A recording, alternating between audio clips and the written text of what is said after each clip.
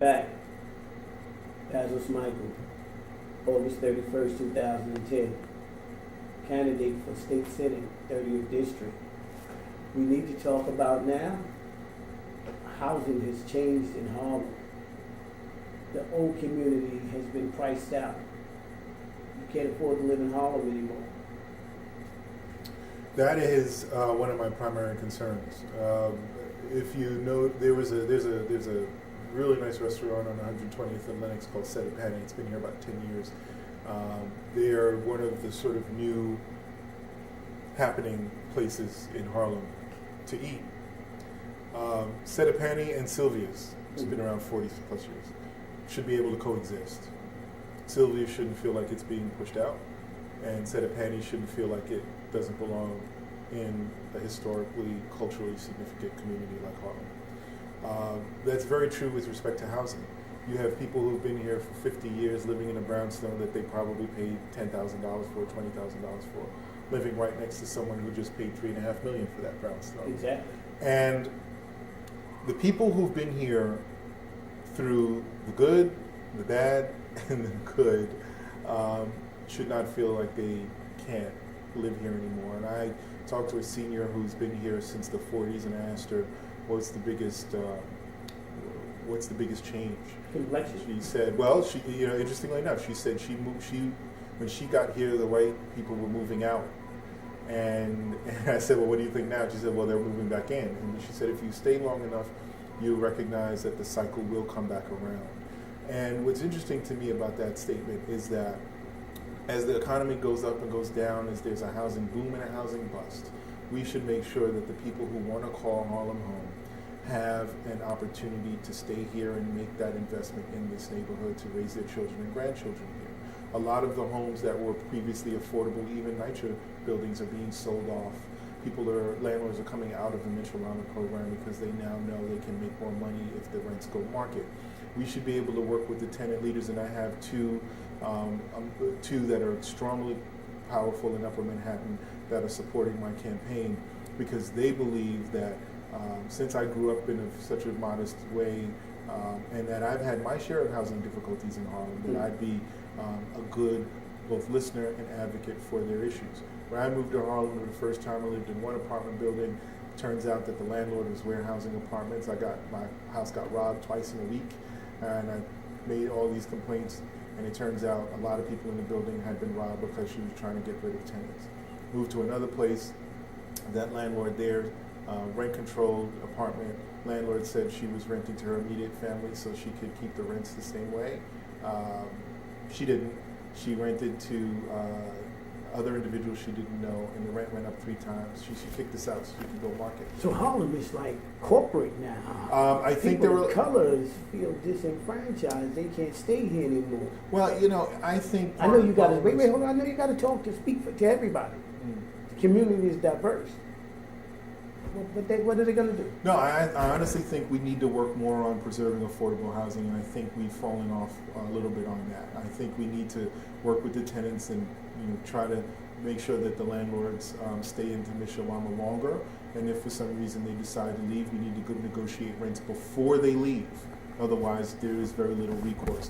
One of the last things that I want to do is think about real good representation in housing court. If you know, in a criminal court of law, you have the right to an attorney if you cannot afford one. Okay. But in housing court, almost everybody you see in housing court is not represented by counsel. And that's where they get into some very, very significant problems and end up in some cases being evicted because they don't really fully know their rights. And I think it's important for me to look at getting people counsel in housing court. Okay, we're going to speed it up because I know you have to go. You have to go sign a bill with Keith Wright, Assemblyman. Let's talk about the crime that's still here. It's in New York. It's up. It's in Harlem. What, as a state senator, will you be able to do? Trying to get more money for youth programs, enrichment programs, after-school programs, and supporting the community centers that actually already exist. What made a difference in my life was having some place to go when I was done with school so that I wasn't on the street just hanging out. I had that both in the school building, but I also had that at home because my mother's a teacher and she would give me work to do in the summers and in the evenings. but not everybody has that opportunity right now. And I think when you look at New York being the last in the country in terms of graduating black males on time, that report came out 2 weeks ago, what that means to me is that there are a lot of African American men in particular, but a growing number of young women as well, that don't see school as an option. And where are they left to go? They're not accessing centers, and they're not involved in enrichment programs. So they're going to get into gangs or something else that's not productive. That community center that you got shot at, 2010, fast forward, how do we have to bring the police in the centers in 2010? We need to really improve police-community relationships. It was bad. It's gotten a little bit better, but it's still pretty fractured, especially with what happened on 144th Street not too long ago. And I spoke at a rally 2 days later, and on 144th, please, that incident was. That's not the Omar Edwards. You're not talking about Omar Edwards' case of last year. No. This is the very recent one, just a month or so ago. Okay. After the block party. And the officer got shot. Well, the officer got shot with it was friendly fire. So-called friendly fire. But there was a young man who we know was shot 21 times. A young man that we know has died, and a gun found on the scene, an illegal handgun found on the scene. However, whatever the circumstance, I guess we'll find that out at some point.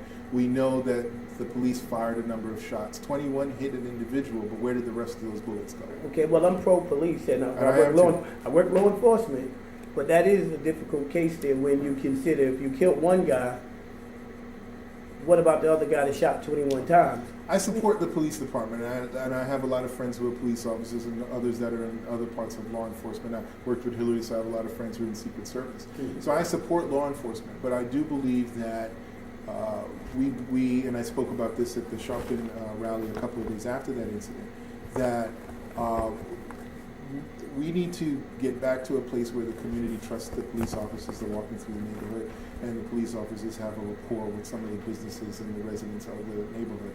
You have the precinct councils, which I think are working very, very well, but I also believe that it's a growing process. It's going to take time, and unfortunately, these tragic incidents, while they may not be avoidable in the long run, we need to be able to minimize them over a long period of time.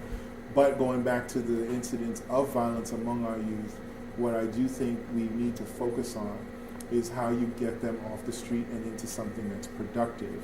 And if it's keeping the schools open longer, Dinkins had these Beacon School programs, which were tremendous, and I think did a lot to encourage a lot of young people to stay involved in school-related activities. I think we need to look again at that. Can you pledge not to cut youth services budget?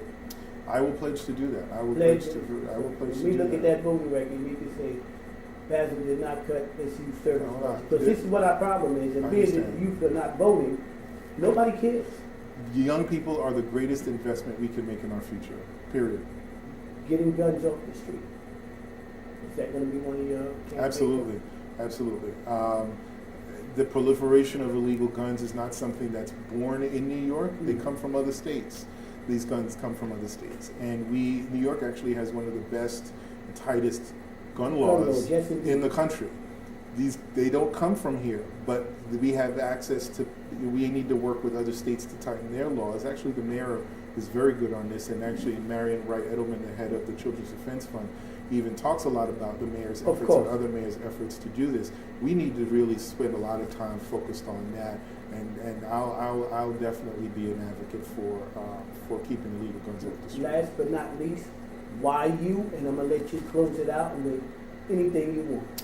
Because somewhere in our lives, we looked at leadership and what a leader is to us, what a mentor is to us, what a role model is to us.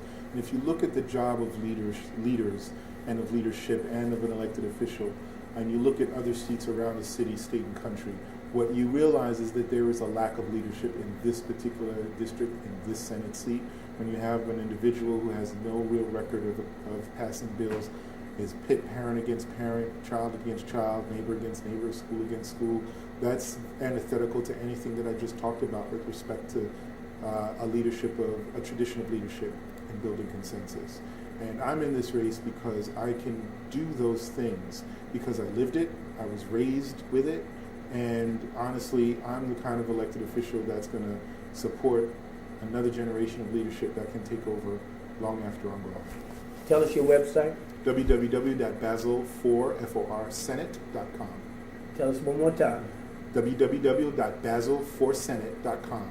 We look forward to following you on the campaign trail and come back and give us some more political analysts on a variety of topics that affect our state, our city, and the political world. I will do that. Thank you. Thanks very much.